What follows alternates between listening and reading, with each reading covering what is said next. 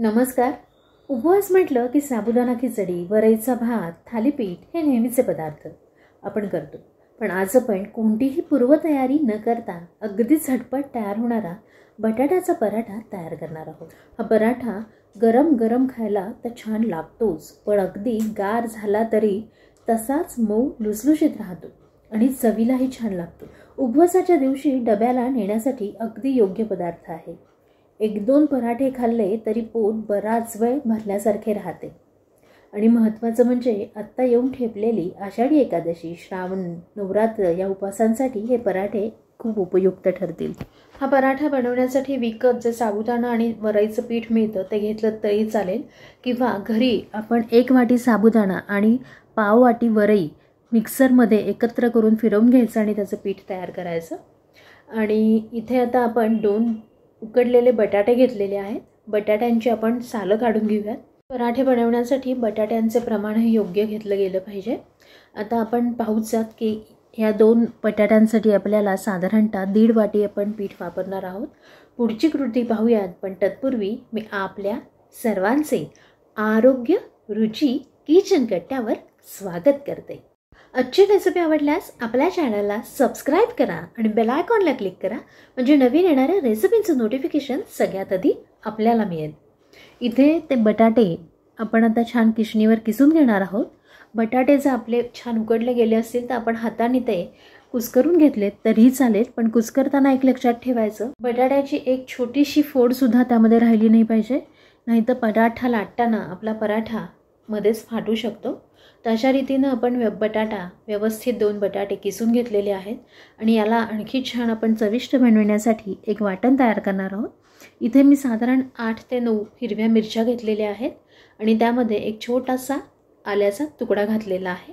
यामध्ये 1 चमचाभर जिरं घातले आपण आणि थोडंसं मीठ घालून आता हे आपण वाटून घेऊयात. जिरं हे आपल्याला ऑप्शनल आहे, हवं असेल तर घालू शकता आपण उपवासाला खात असाल तर. हे बघा, अशा रीतीनं ही आपली हिरवी मिरची, आलं, जिरं ह्याची पेस्ट तयार झाली आहे. ती आता आपण इथे बटाट्यामध्ये घालून घेऊयात. पाणी न घालता आपण ही पेस्ट वाटून घेतलेली आहे आणि ही बटाट्यामध्ये घालून घेतली आहे. आता बटाट्यामध्ये आपण 1.5 वाटी जे साबुदाणा आणि वरईचं पीठ तयार करून घेतलं आहे ते घालून घेतो आहे.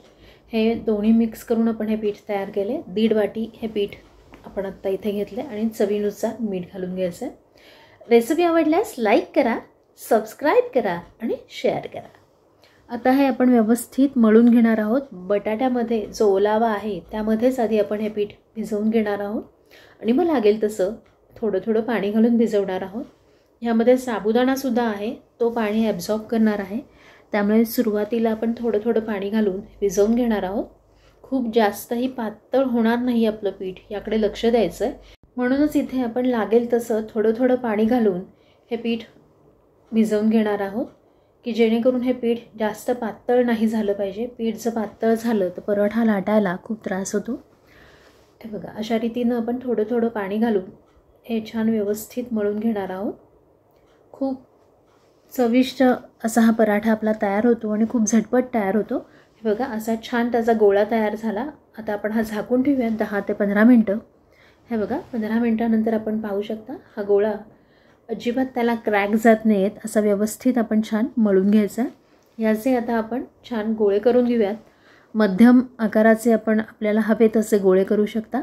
इथे मी मध्यम आकाराचे गोळे करून घेते. या पिठामध्ये साधारणतः आपण पाहू शकता हे मध्यम आकाराचे 6 ते 7 गोळे तयार झालेले आहेत. इथे आता एक गोळा मी हातावर घेतला, छान व्यवस्थित त्याचा गोलाकार करून घेतला आणि त्यातलंच जे पीठ आहे आपलं साबुदाणा आणि वरईचं, त्यामध्येच तो गोळा मी थोडासा डस्ट करून घेतला आणि हलक्या हातानं, अगदी हलक्या हातानं आपल्याला हा पराठा लाटायचा आहे. लागेल तसं मध्ये मध्ये त्याला पीठ लावून घ्यायचं आहे. आणि हा मध्ये साबुदाणा असल्यामुळे साईडला आपण पाहू शकता त्याला क्रॅक जात आहे. हे बघा, हळूहळू आपण अगदी हलक्या हातानं लागेल तसं पीठ लावून हा पराठा लाटून घेतो आहे आणि साईडला थोडेसे क्रॅक केलेत. आपल्याला जर अगदी गोलाकार हवा असेल तर आपण आपल्या घरातल्या एखाद्या पोहे खायच्या प्लेटमध्ये असं व्यवस्थित त्याला शेप देऊ शकता आणि बाजूच्या कडा काढून घ्यायच्या. हे बघा, छान असा गोलाकार आपला हा पराठा तयार झाला आहे. आता आणखी एक आपण असाच पराठा लाटून घेऊयात. पुन्हा छान गोल गरगरीत गोळा बनवून घ्यायचा, म्हणजे त्याला जास्त क्रॅक जाणार नाहीत. पुन्हा पिठामध्ये आपण तो भिजवून घालून घेतला आहे आणि आता व्यवस्थित आपण हा लाटून घ्यायचा आहे. लाटताना आपण अगदी हलक्या हाताने लाटायचं आहे. खूप जर आपण प्रेस केलं तर तो चिटकू शकतो पोळपाटाला.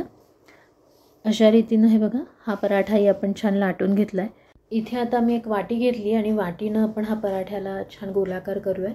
आपल्याला जर असं गोलाकार नसेल करायचा तर डायरेक्ट असा पराठा भाजला तरी चालेल, मोठा असा.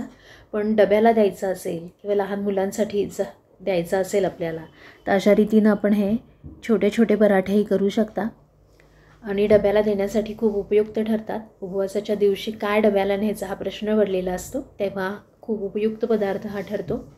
इथे आपण गॅसवर तवा गरम करायला ठेवला होता. तवा गरम झाल्यानंतर त्याच्यावरती आपण हा पराठा घालून घेतला आहे.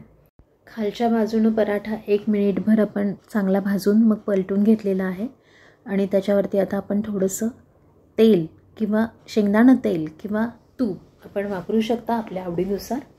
आणि आपण हा उलट पालट करत हा आपला पराठा आहे बघा, आपण छान सोनेरी रंगावरती भाजून घेतला आहे. खूप सुंदर रंग आलेला आहे पराठ्याला आणि खूप सुंदर दिसतो आणि चवीलाही खूप छान लागतो. थोडासा खरपूस भाजलात तर छान खरपूस असा हा पराठा तयार होतो. आणि आपल्याला डब्याला न्यायचा असेल किंवा ठेवून द्यायचं असेल, दिवसभरासाठी जर हवा असेल, मऊ लुसलुशीत हवा असेल, तो खूप खरपूस न भाजता जरी थोडासा सोनेरी रंगावर भाजून घेतलात तरी खूप छान लागतो. कधी उपवासाच्या दिवशी आपण साबुदाणा घालायला विसरतो, अशा वेळी किंवा अगदी नेहमी तेच पदार्थ खाऊन कंटाळा आला असेल तर हा झटपट होणारा बटाट्याचा परोठा म्हणजेच आलू पराठा, व्रत का पराठा तयार आहे. आपण कुठल्याही आपल्या आवडत्या चटणीबरोबर हा खाऊ शकता. शेंगदाण्याची चटणी, खोबऱ्याची चटणी आपण याबरोबर हा खाऊ शकता. खूप छान लागतो चवीला. आणि हा पराठा आपण नक्की करून पहा आणि आपल्याला ही रेसिपी कशी वाटली हे कमेंटमध्ये नक्की कळवा. आषाढी एकादशीला किंवा आपला कुठलाही उपवास असेल त्या दिवशी असा हा मस्त गरमागरम पराठा आणि खोबऱ्याची किंवा शेंगदाण्याची पातळसर चटणी जर असेल तर वाह क्या बात आहे. तर असा हा पराठा आपला तयार आहे. आपल्याला ही रेसिपी कशी वाटली हे कमेंटमध्ये कळवा. रेसिपी आवडल्यास आपल्या आवडत्या व्यक्तींबरोबर, मित्रमैत्रिणींबरोबर आणि कुटुंबियांबरोबर नक्की शेअर करा. पुन्हा भेटूया अशा छान छान रेसिपींसह.